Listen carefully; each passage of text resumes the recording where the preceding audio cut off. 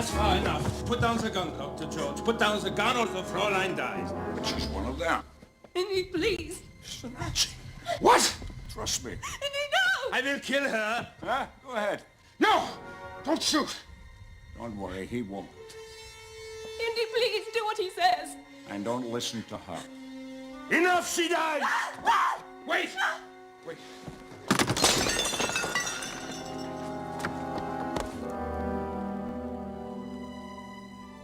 I'm sorry.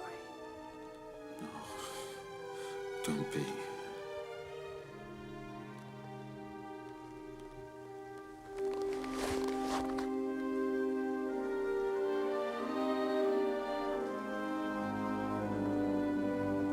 But you should have listened to your father.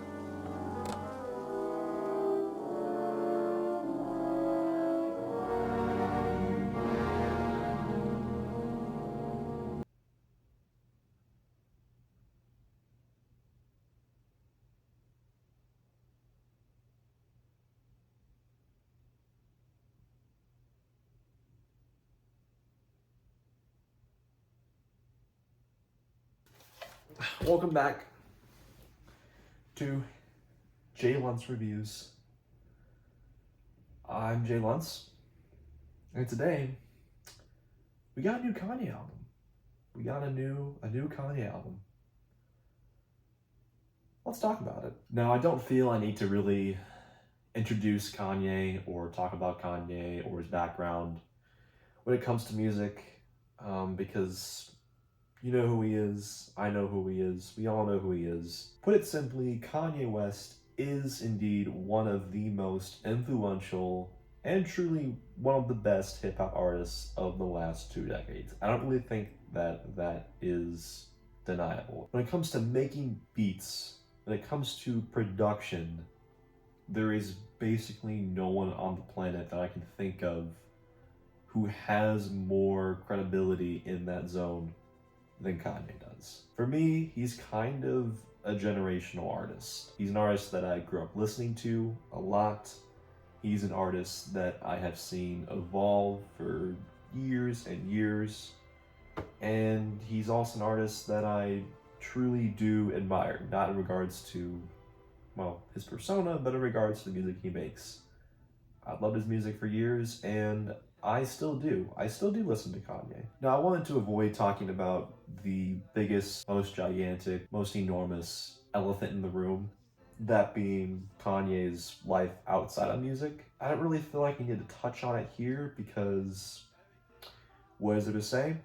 I mean, the things he said are downright malicious and terrible, and obviously it has changed the way the public views him in his music. I mean, obviously, for years, Kanye's been doing this kind of stuff for years, but this is the first time ever where it feels like truly everyone is against him. But since 2018, Kanye's career has kind of been in service to his mental instability and lack of real vision. There's the last thing I'll say about it before we just actually get into the review of this album. I am less angry at what Kanye has been doing and saying, and I'm more just saddened by it because he's an artist that's really important to me.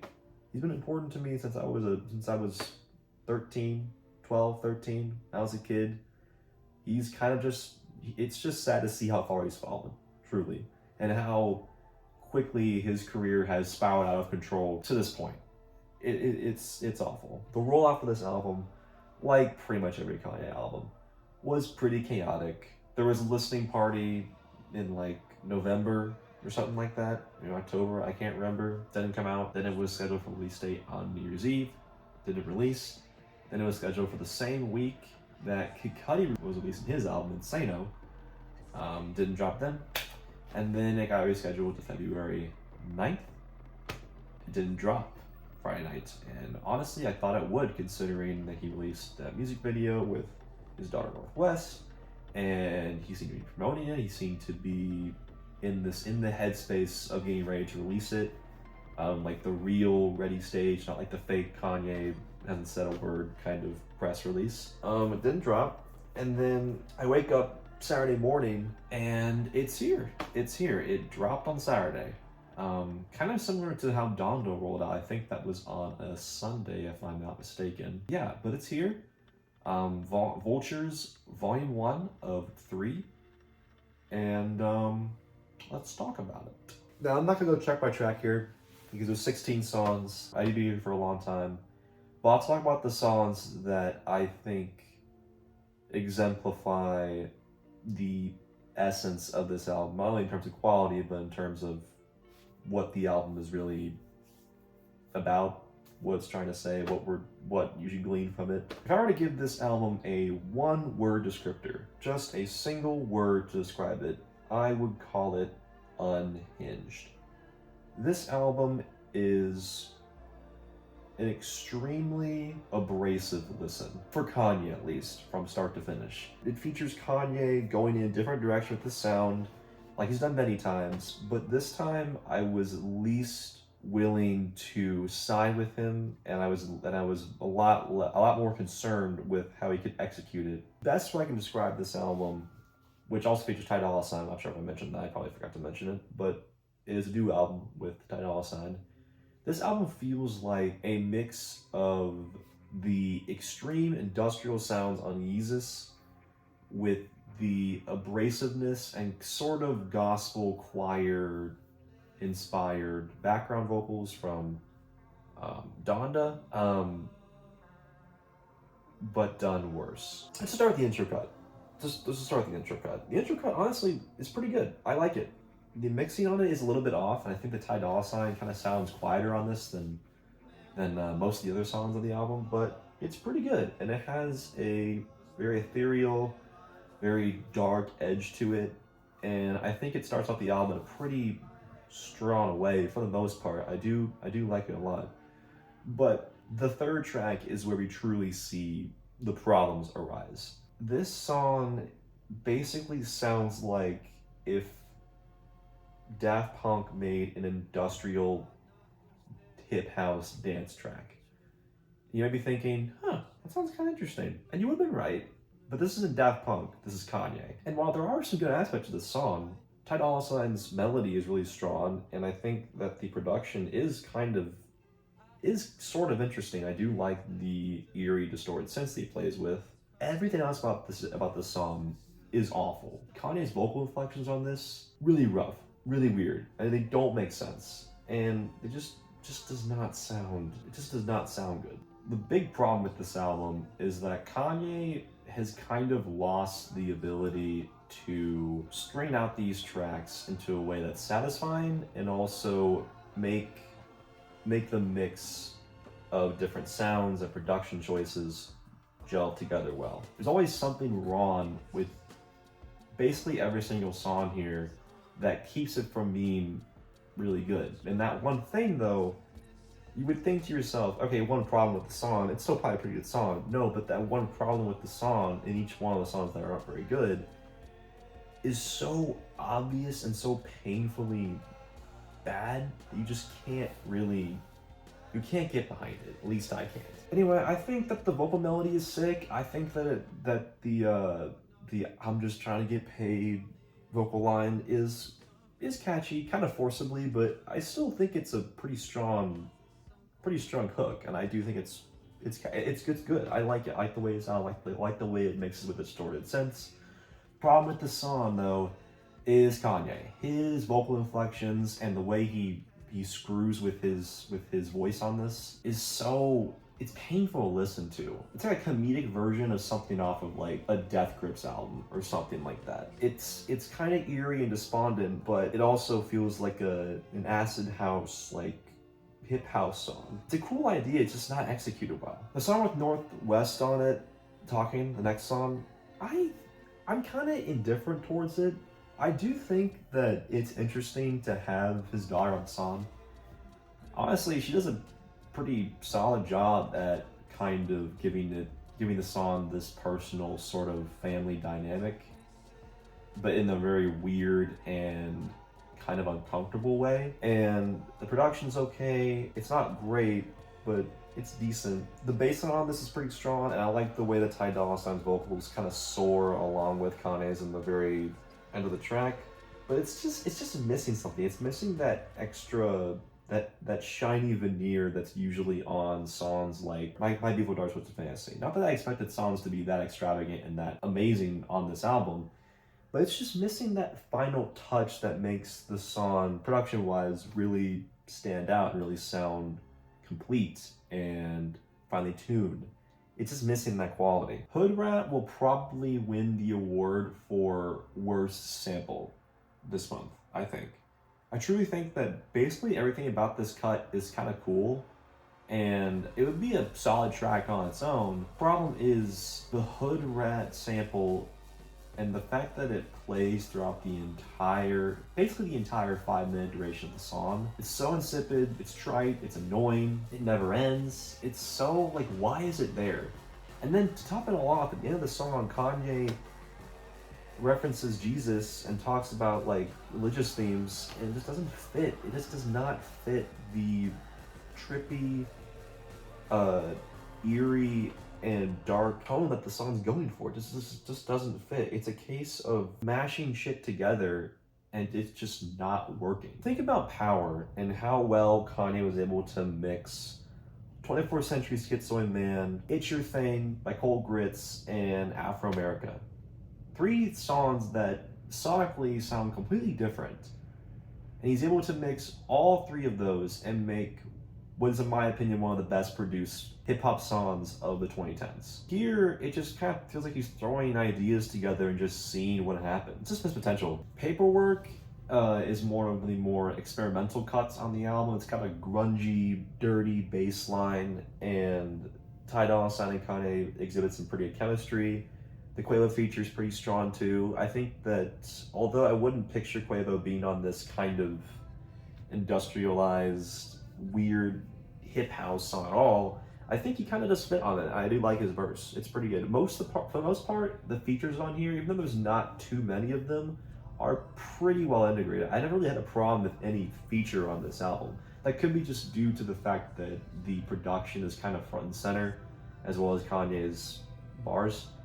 But I don't know, I still think it's a positive aspect of the album. But the song's cut short at 2.5 minutes before it can get interesting. The same problem happens with the next song, Burn, which is under 2 minutes, criminally short, even though it's got one of the best pieces of production on it. It's got the most fun hip house beat on it. It feels like the most mainstream, kind of like most digestible. I'd say there's not as many experimental elements. It just feels kind of like a catchy, fun, but there's still a slight grittiness and dark veneer to it. And for the first time on the album, I'm actually kind of impressed with Kanye's bars on here. With his reference to Gladiator, I think, where he's asking you if you're entertained by his pain and wondering if there is anyone who hasn't cut a check over his name. Kind of a nice shot back at the people who are acting as his naysayers these days. I mean, justifiably so, but I mean, I just still think it's an interesting bar, and I think it's entertaining. I like it. The mix of keys and distorted synths and Ty's melody, vocal melody, is really strong. I like it. It's got this angelic sort of vibe, but it's just kneecapped by this 2-minute duration. I don't know why it's so short. It's another one of these cuts where it's just missed potential. It just reads as Kanye kind of pressing stop on the song before it gets really interesting. And we're going to see more examples of that as we go down further in the track list, even more egregious examples. Do It, I don't really have much to say about this song, but I will say it does feature a really terrible line from Kanye where I think he just outright says that he just bought his bitch a bitch. It's just a stupid thing to say. Okay, so while I'm here, I thought I'd just go through a couple other bars that I've heard off this record that I just kind of had to get off my chest because they're like that bad. I had written down here. I just gotta share these pieces of writing with you. I'm gonna come through and just black out. Keep a few Jews on the staff. And this next one, I'm not racist, it's a preference. My new bitch looking like a reference. as if the way he portrays her on the album cover isn't bad enough. We have to hear this too. I guess it's not surprising, but goddamn, I cannot overstate just how demoralizing and depressing it is to listen to the bars on this album by Kanye. It is actually just I can't do it. Something has a decent Playboy Cardi feature. I'm still not really sure how I feel about his low kind of growl, not growl, but his low sort of delivery that he's locked into right now. Maybe it'll work in the context of his new album, which I don't know if that's actually going to be releasing. But what really annoys me with this song is the really juvenile hook that it's just so dumb. I hate the chipmunk soul vocals that I think are literally Alvin the Chipmunks. It's basically an industrial chipmunk soul hip house song, and it goes over about as well as you might expect judging from that genre description. We also have some really testable lines where Kanye is talking about how he's telling you, what is he saying? He says, suck on me, publicly. Nah, I'm good. The Travis features aren't special really, which is kind of surprising because I feel like his past few features the past like 6 months since Utopia have been pretty good. I feel like he's been kind of giving it a little more effort, his features lately.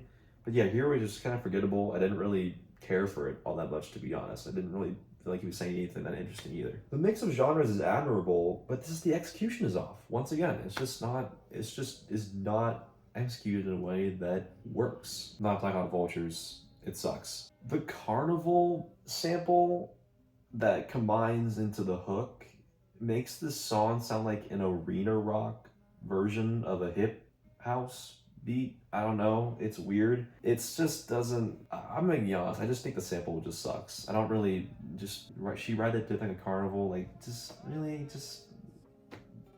why? It's so. Oh man, it's not good. At the end of the day, it just feels like a half-baked version of a song of Jesus with its gothic vocals as well. It doesn't really do much for me. Then we get to Beg Forgiveness and Good parentheses Don't Die. These songs are the biggest examples of missed potential on the entire album. They start off really strong. Beg Forgiveness starts off with this celestial, ethereal sort of energy the production's super minimal. It starts off with, at least. It's really interesting. I like it. But 2 minutes in, and nothing's happening. It just keeps going with the exact same vibe, and it doesn't really build anything memorable. And I wish it did, because it could have been a really great song. This one and the next cut, Good Don't Die. Both these songs just come off as blandly executed. I think the themes about forgiveness and life affirmation on the song Beg Forgiveness are interesting, and I like the headspace Kanye's in on these songs. I wish he actually drew these tracks out into something really cool. Beg Forgiveness has the length that you need for that, but it doesn't utilize that length. It could have been something really cool. It doesn't really pan out to anything though. And then we get to the best song on the album, which is Problematic. This song is great. The brooding choir-like background vocals laced with Ty Dolla Sign's vocals are really nice and very, very interesting. It's really great production all around.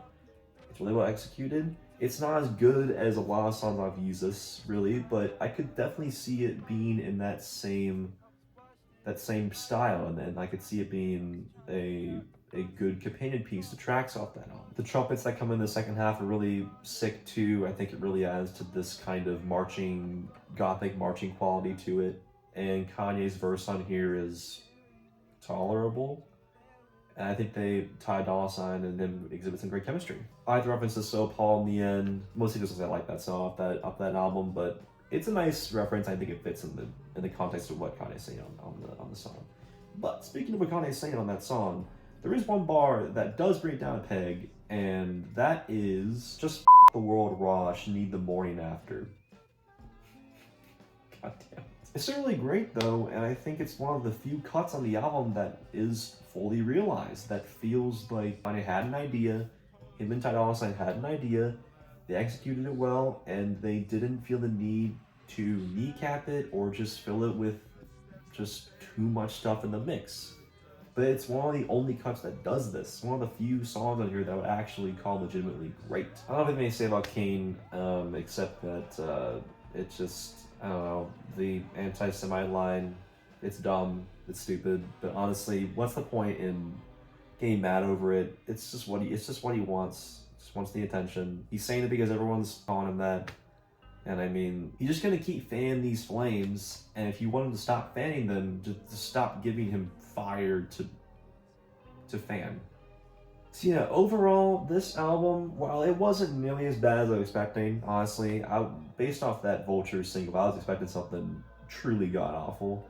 And, I mean, it's not the worst. It's just kind of mid, and it's definitely in the lower end of his discography. But it's better than Jesus is King and Donna 2 if you even count Donna 2. I am interested to see what Volume 2 and 3 have to offer, I guess. Maybe he'll switch up the production style again. I could totally see that. Maybe he'll keep with the same style though, I'm not really sure. Yeah, I do have a feeling though that this album trilogy will be extremely front-loaded. This album was just a perfect reminder of why Kanye's career is so deep in the gutter. That's because he's lost his mind. I give this album 57. It's not like, it's just mid. It's not the worst thing ever. And if someone's gonna say that it is, they're wrong, because it's not that bad, but it's certainly not good, and I wouldn't really pull any tracks from it on a playlist, I don't think. But still, I mean, I guess Kanye's career is still alive. It's crawling on its hands and knees, but it's still chugging along, I guess. Jesus Christ. Thanks for watching. This was an interesting listen. Sort of heartbreaking, but you know.